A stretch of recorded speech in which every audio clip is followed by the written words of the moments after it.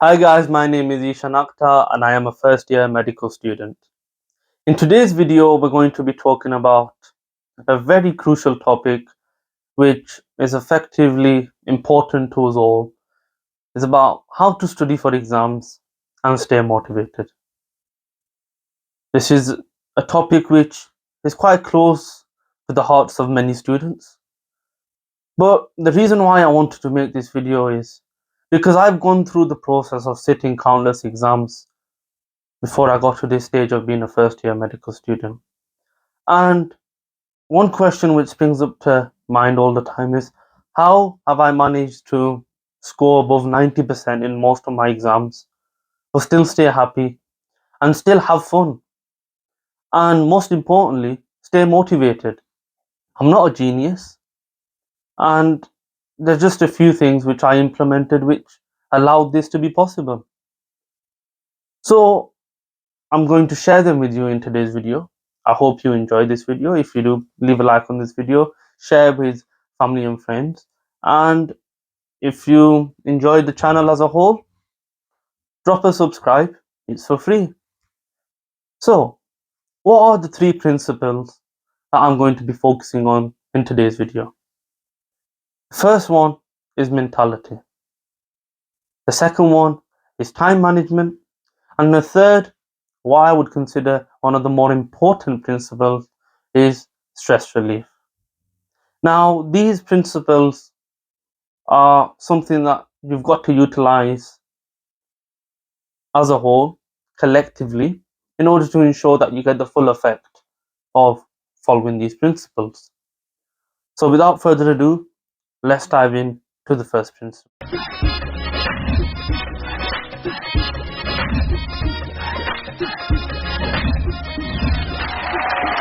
Mentality. Mentality is a crucial thing. It goes without saying. If you think positively, you're most likely going to get positive outcomes. If you think negatively, you're most likely going to feel negative and end up resulting in negative outcomes. So, why is it that mentality is so important? I mean, over the years, I have studied countless midterms, countless finals, but there's always been one thing about me that stood out from the rest, and that was my mentality going into an exam. No matter how small an exam was, no matter how big an exam was, whether my exam percentage was, my overall grade was 10%, 20%, or even if it was just a small quiz worth 2% of my overall grade, or it was my final which was worth 40% of my overall grade, I still managed to score well. Why was that? Because I went into the exam thinking every exam contributed 100% towards my overall grade. And that is the simple trick. Now, you must be wondering, how do you train your mind to think like that? Because it's quite difficult when you're going into an exam hall knowing that this exam is worth 40%, but the exam that you may have done in your classroom is worth only 2%. What's the difference?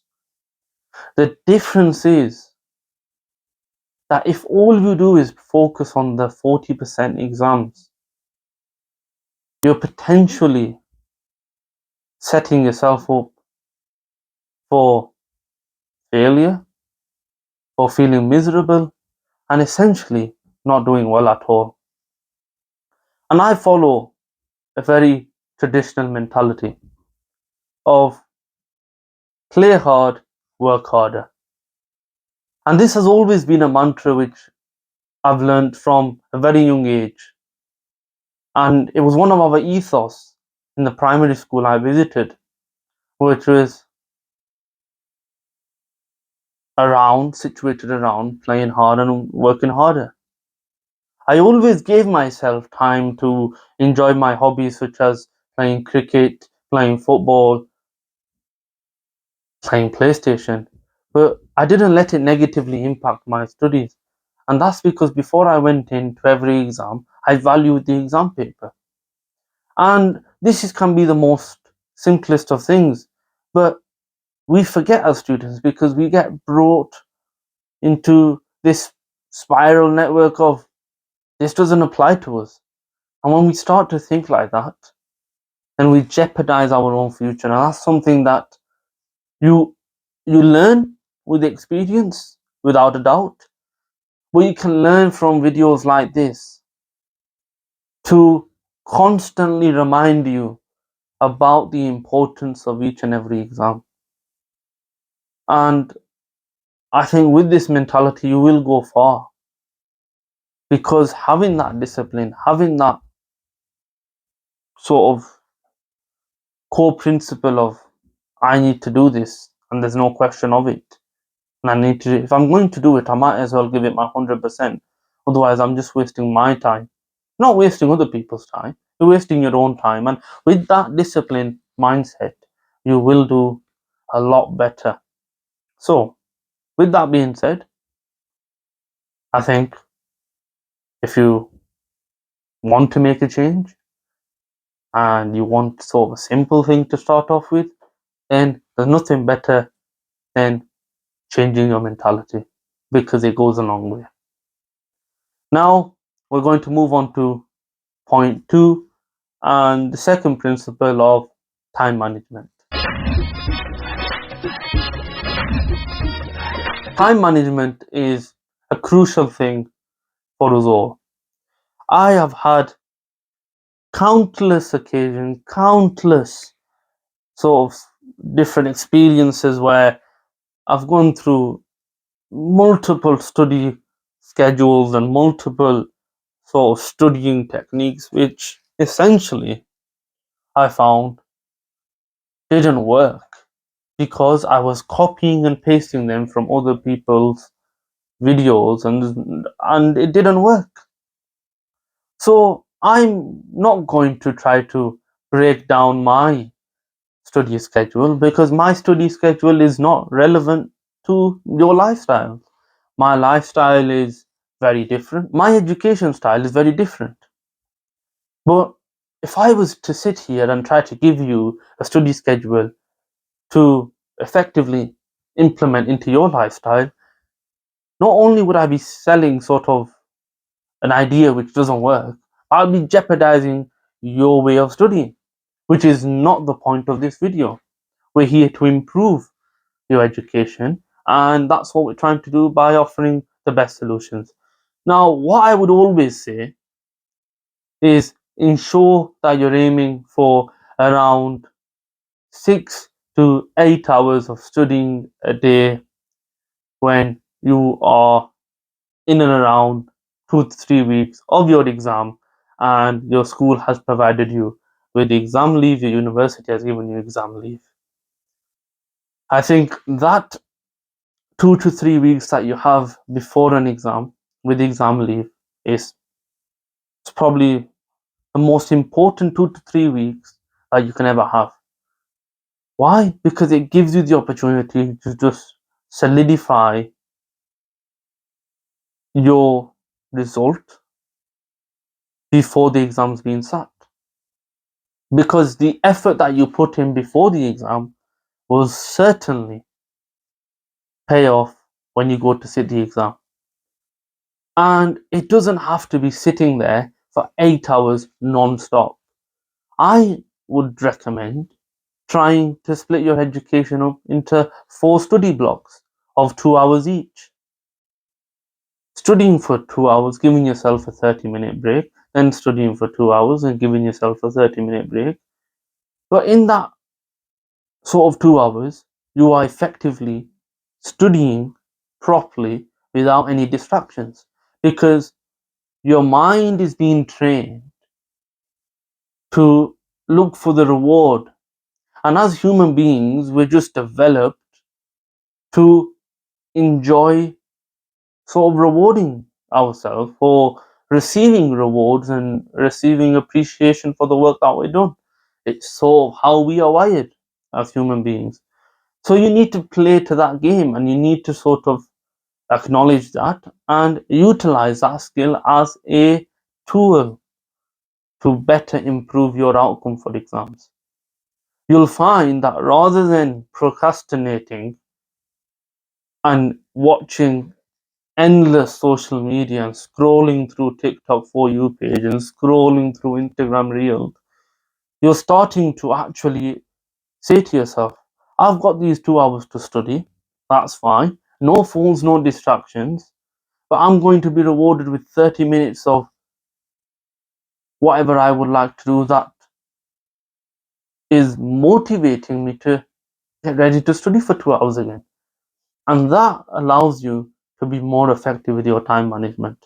I also think another thing which time management gives is allowing you to better absorb the knowledge.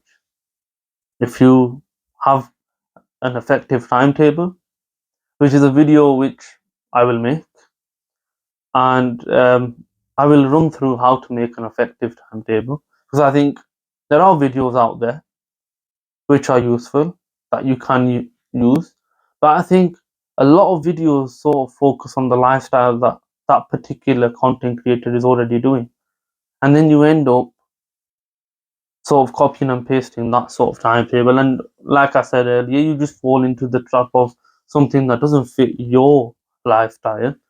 We all lived very different lifestyles, so you end up falling into that spiral loop, which is not good and is only going to jeopardize your exam results even more. And that's why you need to try to be very sensible about the type of videos that you just copy and paste from, because a lot of information there is not very generic, which it needs to be. It needs to be a generic sort of template that everyone can utilize, but adapt it to their own way and sort of benefit from that. And that's what we need to do as people who are making these videos. And certainly I am trying to improve at that, is giving information which is just generally sort of an overview and let people adapt and edit that to what suits them best. So two principles which we've discussed about is mentality and time management, which are core principles in getting better exam results and in making sure that we stay motivated. But this final principle is the one which I say is the most important and the most underrated principle, because it's not one that's deemed to have a great effect. And what is this principle? Stress relief. Now, the reason why I say that it's the most underrated is because many people don't feel the need to utilize it. Stress relief isn't for only those individuals who specifically feel down, who feel anxious, feel depressed, or have low mood. It's for every individual who wants to improve on how they can better manage their mentality and time management. And I feel that being able to fall back onto something like stress relief is a way of coping. And if you have an effective stress relief method, it doesn't need to be necessarily watching meditation videos or practicing meditation and yoga. It needs to be something which distracts you from the worries of the exam season and the worry of the next paper that you're going to sit. And it needs to allow you to turn your mind away from all those things and effectively just be present and enjoy the moment that you're currently in. Now, I found that playing PlayStation and video games was the best method of stress relief for me. Why? Because I could immerse myself into the gaming experience and take away myself from the worry that I had an exam a week later. So I think that's the kind of mentality that we need to have around stress relief. A lot of it is dependent on this doesn't apply to me because I don't feel this certain way. But in essence, it's actually beneficial for us all. but we don't utilize it enough because we just simply don't feel it applies to us. So stress relief techniques, just taking time away from being in that sort of impact stressful situation makes a massive difference. So in today's video, we've done really well. I'm really pleased. If you've managed to make it to this point, fantastic. You've gone through the 3 core principles of getting essentially 100% in every exam. And if you enjoyed this video, do leave a like, subscribe and share, all the good stuff. And if you have any more ideas, any more video suggestions, leave a comment expressing your views and opinions.